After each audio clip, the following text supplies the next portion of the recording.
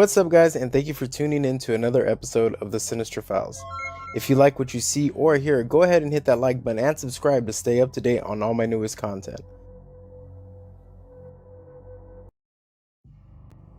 A little girl slept in her pink and purple bed. Dreams fluttered in her mind as the night passed her by. Not a care or worry entered her mind as she gripped her horse-stuffed animal tightly. As she slept, she began to grow colder. She pulled her blanket to her face. She turned over facing her window and her eyes fluttered open to see the wrought iron fence, keeping their house safe from the streets, to protect everyone while they slept. She drifted back to sleep. Hours passed and the striking clock rang every hour with the soft chime of a bell. Bing, 1 o'clock. Bing, bing, 2 o'clock. Bing, bing, bing, 3 o'clock. The witching hour. A black figure appeared in her room. Its faceless shape watched her sleep from across the room. She rolled over, now facing out into her open room, still gripping her stuffed horse. The malevolent specter moved in close to her. Now, the way it moved was quite unusual. It didn't walk. It didn't glide. It moved as if it was a mist, like a fog that could appear and disappear, moving freely to and fro, without a care of the solidity of what was in front of it. At her side now, the specter leaned in with its crooked back. A bony chin pierced through the black aura that surrounded it, exposing its decaying face. Its teeth jittered as it came within inches of her sleeping face. With its mouth agape, a low groan escaped. The sour smell penetrated her nose. Her eyes opened wide. They dilated and she became shrouded in the darkness. She sat up in her bed. The vacancy of consciousness took over, and she walked out of her room.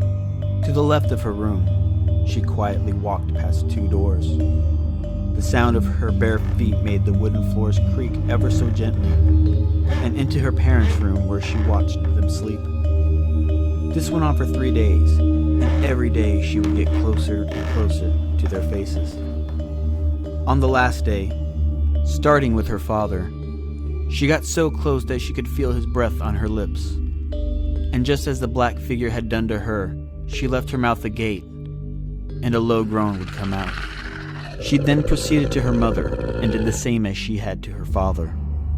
And from behind clenched teeth, a mischievous laugh emitted, and a malicious grin came to her face. She proceeded back to her room, where she jumped onto her bed, jumping around briefly with her stuffed horse. Bing! 4 o'clock. The witching hour was over. Her parents woke up to the sound of their alarm clock. Their morning routine was that. Routine. They made coffee and prepared breakfast for their daughter. They drank their coffee and ate their bagels as their daughter's alarm sounded off. A few minutes passed as her alarm continued to ring. They looked at each other in confusion.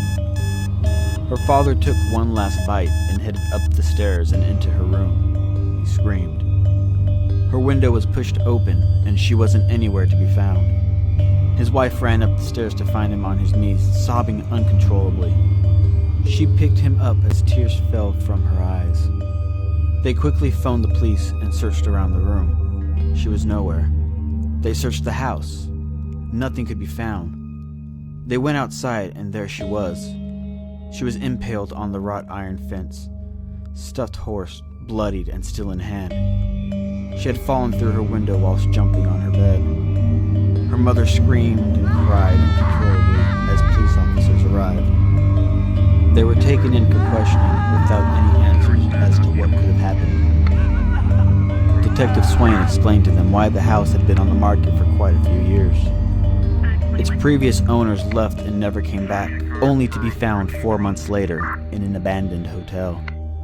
They had slit each other's wrists in a his and her suicide pact. The owners before them were found in the house.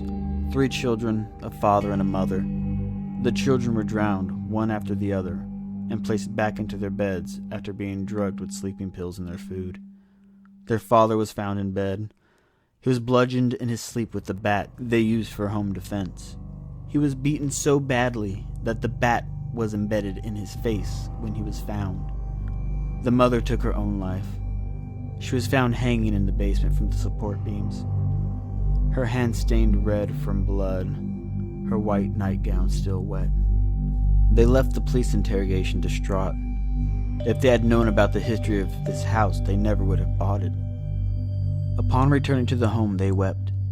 They began to pack up their belongings shortly thereafter. The loss of their only child was eating away at them. The sight of her room angered her father and made her mother collapse into fits of tears and hyperventilation. Her husband begged her to stop, but she couldn't. He suddenly grabbed her by the arm. His strong fingers gripped her, instantly breaking the blood vessels. She screamed in pain, trying to pull away.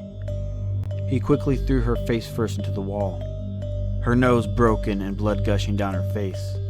She reached out and grabbed a family portrait off the wall, smashing it against his face.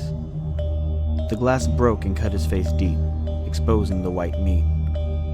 She charged at him with all of her strength, knocking him to the ground. Now on top of him, she swung her fist in a violent fervor, breaking his nose, pushing glass deeper into his face. He was able to get a grip on her hair. He yanked on it as hard as he could.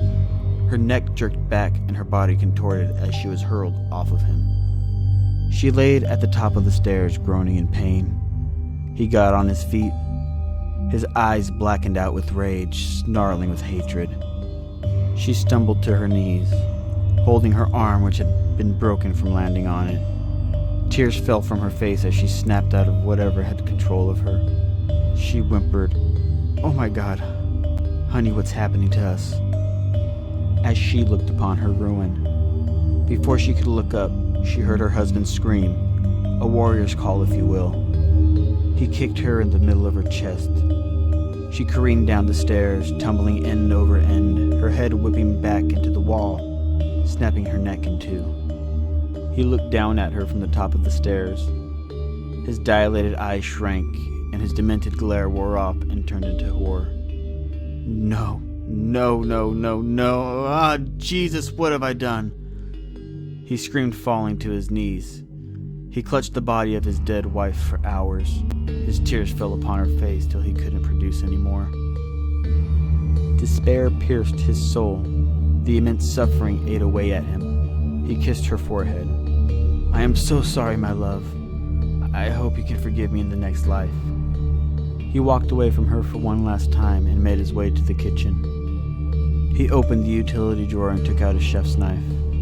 He grabbed his honer and ran the knife down the rough instrument 5 times per side. He walked up to his little girl's room, weeping uncontrollably. He stood in front of the window looking out onto the street below. "I'm so sorry, baby.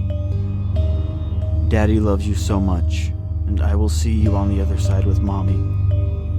He held the blade upwards, the tip of the blade resting against his Adam's apple, moving with every whimper. The sun began to set. The red hue passed through the leaves of the plum tree out front. The red hue covered the walls behind him. The warm rays covered him. He began to weep, and looking up at the ceiling, he leaned his head back and threw it forward. The knife pierced his throat. It passed through his esophagus. He gasped for air. Blood seeped out and flowed freely. It painted the floor. He fell forward and the knife pushed into and through his vertebrae. Their lives had ended. The house claimed more victims. The cycle continued with no end in sight.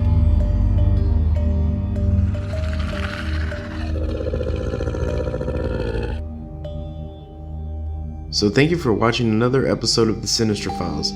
Remember to like and subscribe, and to stay up to date on all my newest content, go ahead and turn on the notifications. Thank you for watching.